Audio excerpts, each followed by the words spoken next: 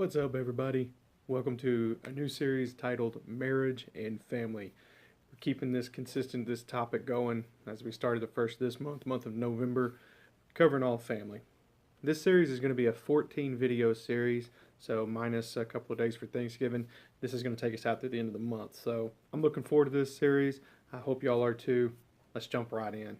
Today's first message is titled Empathy in Communication. Now, I'll be the first one to admit I am not I don't have much empathy. I'm not good at it. Uh, it's not one of my fortes, okay? so, but to understand empathy, you need to understand what it is. And so I did a little digging, and I want to start off with this understanding. The definition of understanding is the capability of the human mind to comprehend the ideas which others express and intend to communicate. Okay? So understanding is the capability of you comprehending what they're expressing and what their intention of communication is. Okay? Empathy is a little different. Empathy is understanding on an emotional level. So it's literally experiencing the same emotions as another person for the same reason that they're experiencing them. Now you see why I can't do that. I struggle with that. I'm not that good at that. And when we apply that to our family, when we apply that to our marriage, man, that gets tough. That gets really tough because we as spouses, myself, in my relationship with my wife, I want to fix everything. When something's wrong, when something's going wrong, I want to fix it. When I need to teach the children something, I want to fix it. So that's not necessarily a bad thing, but how we go about doing it could be a bad thing. If we're not listening to understand, we're only listening to fix. Makes sense? This could generate an argument really quickly. Some of the things I wrote down here is empathy. Experiencing someone's emotions is easy to do when their emotions are pleasant, happiness, joy, excitement. These are emotions that we can pick up on, we key in on, and we can fall in line with. But what about when they're not? What about when they're frustration or fear or confusion or anger or even depression? Do we really want to feel those emotions? Do we really get involved in what that person's feeling and what they're struggling with? In order to communicate effectively in your relationship with your spouse, you need to have empathy for their emotions. You need to step back from, I gotta fix this, to, I need to see where they're coming from. I need to see what's going on. Why are they frustrated? I need to look at it from their point of view. That's not the easiest thing to do. Why? Because we have our own task, we have our own frustrations, and we have to set those aside to look at it from a different point of view. In Exodus 36, chapter 36, verse 1, we kind of see this in a way. Give you a little backstory. Moses was tasked with building the tabernacle of the time, and it was this grand scheme. I mean, it was this massive thing, and he had to bring people in from all the different tribes of Israel to work on this task. Okay? And in doing so, you have craftsmen who are skilled at one thing working alongside craftsmen who are skilled at another thing. Now, their end goal was the same thing. Everybody's end goal was to build the tabernacle. But his skill was in masonry. His skill was in metallurgy. And his skill over here was in leather work or fabrics.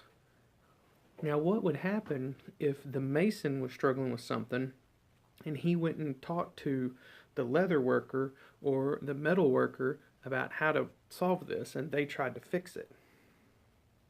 It wouldn't work very well because they would not understand where he was coming from and what he was struggling with and what he was talking about. So in Exodus chapter 36, verse 1, this is what it says. It says, "And Bezalel and Oholiab and every gifted artisan in whom the Lord has put wisdom and understanding to know how to do all manner of work for the service of the sanctuary, shall do according to all that the Lord has commanded." So the Lord gave them ability. The Lord gave them the wisdom and the understanding to do their task and to work alongside someone else doing their task. They could communicate, but at an understanding and wisdom of knowing what the other ones were doing.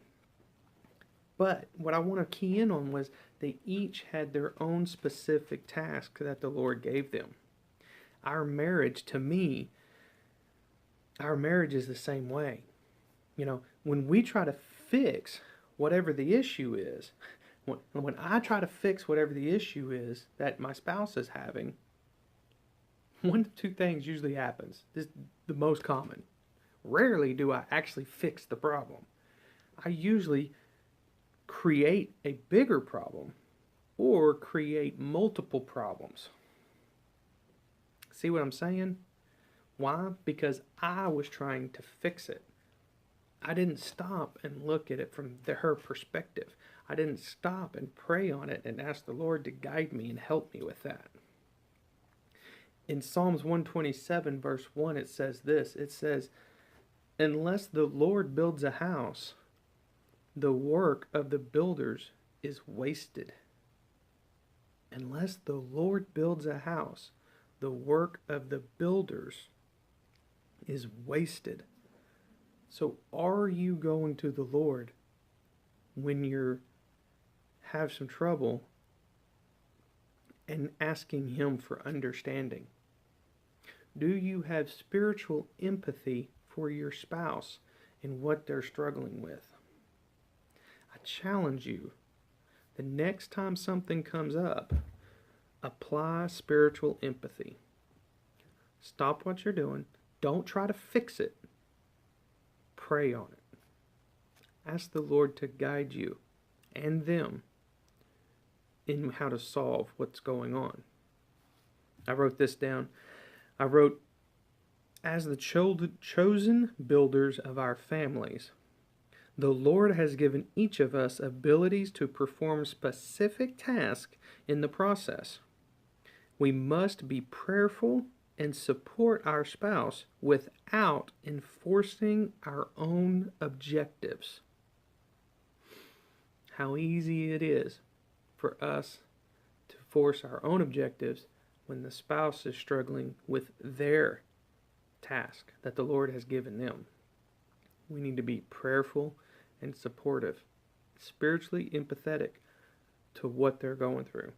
Otherwise, the Lord can't speak through us into them and to guide them. So that's my daily drink for today. Have empathy in your communication with your spouse and your children, and pray. When they come to you with a task, pray.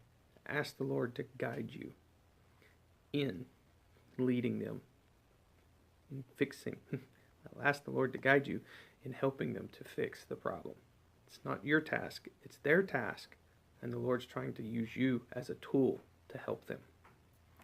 That's all I got for today. Y'all be blessed.